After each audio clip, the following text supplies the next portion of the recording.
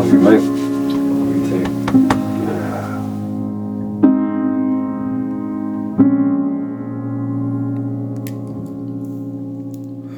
Look, music is like a relationship. You have to make sacrifices, you have to work hard, you know, you have to balance it between work. It gets in the way of shit and it fucks with your head and it makes you feel depressed and happy and sad. But I think that's important, man. I think in order to create and be creative, you should feel a whole bunch of emotions and be able to tap into them.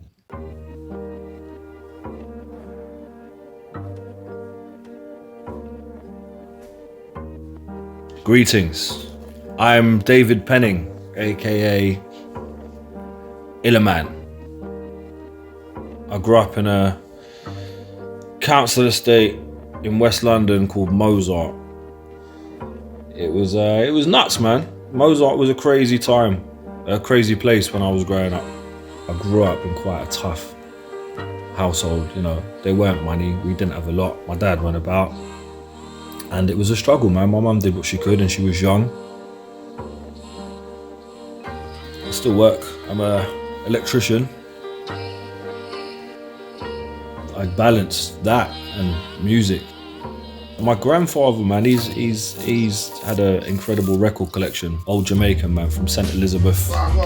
And I was raised by him. And he used to drive me around in his Ford Capri, playing a lot of Studio One stuff. And my nan and granddad used to have parties every weekend from like Thursday to Sunday. There was people in the house. My nan used to like shut the kitchen off, little table in front of the kitchen. She used to just cook bare food. There was people playing dominoes, smell of weed in the house, and just bass lines. That was, you know, them days I was subliminally getting introduced to music, but I didn't really know it then. Coming from a council estate, having this idea of music and what it is and what it's about, to then going on your first aeroplane to a show. I went to the Beggars studio in Whitechapel for the first time, you know. To some guy's studio, to the London Zoo studio to record vocals. I remember walking in the room and seeing like, I think Farmer was there. Basically, it's just tuned with Task Force, Double Edge, Stigger the Dump, Ill Legit, Pringle, Dabbler, Codes. And yeah, I just remember going in that studio as well and just being like, fuck man, I'm here. Like I'm in this room, I'm doing this. But I've probably been creating music about 23 years. We used to borrow Alf's belt-driven sound labs and we used to practice in his room, and I ended up just sort of doing skibbidees bars and like. Then started writing a bit, and then that was it. You know, went to school, had done a bit of MCing, and then formed a band, and I was like, okay, I guess I'm an MC now, innit? I remember the first gig, basically. I was obviously doing a bit of MCing, and I was doing little bits and bobs, but I'd never been on a proper stage before. I'd never performed to like the garage. It was mad. It was full. This event we did, it was 9 bands. It was proper ramming there, man. Remember it. And I just remember getting on stage and being confident and just really enjoying this feeling of being on stage with people I love and seeing people go nuts. And I just remember the buzz, man. I just remember thinking, do you know what? This is what I should be doing. This is what I love. Makes me happy. Simply put. Performing makes me happy. What drives me to keep doing it is how happy it makes me. I turned up, long story short, with Dabbler, Double Edge and some guy to perform at a festival in Iceland called Secret Solstice as Problem Child, the group we were in. And we walk into the main festival arena and we just hear bangers, like drum and bass, just like metalheads, just, you know what I mean? That fucking raw, like industrial, just like, ugh.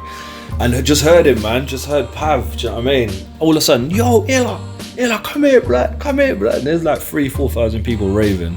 I look and it's Goldie, bruv. Like Pav's MCing for Goldie, you know, and they've known each other for a long time.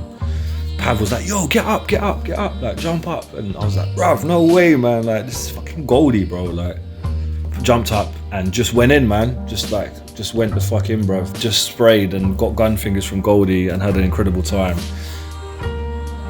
I remember I called him once and I was just like, look, I want to MC for y'all. How do I do that? Can I? Will you have me? can I do another show with you, please? And he was like, yeah, what's your email? And I was like, what? And he's like, I'm emailing my agent now. So you can imagine what else has happened over the course of the last 15 years, man. PENGSHUi consists of myself, Fatty, and Prav, and we've been together about 2 years. Fatty brought us together. Fatty messaged me on Facebook and said, hello mate, I'm Fatty Bassman and I want to start this project, and people keep telling me that I need to get in touch with you. What you saying? And I was like, yes please. 10 years, man. The last 10 years I've wanted to do something like this again. Fatty made me realise my dreams again, which is nuts. PENGSHUi is like fucking the icing on the cake, innit? It's like the result of everything I've done the last 20 years rolled into one. I feel like I've learned a lot and I've grown a lot and I'm in a good place to do it. I'm giving myself more space to think and breathe and being more gentle with myself. And when you have abrasive or hard thoughts, it's not easy to process them when you're doing a million things, but like when you have time to yourself, you can just sit down and go, right, here we go. Process. It's one of the most incredible things I've ever done. Man, massive shouts out to my brother Krupa. It's a pleasure to speak to you. Love, respect, blessings and that, fam.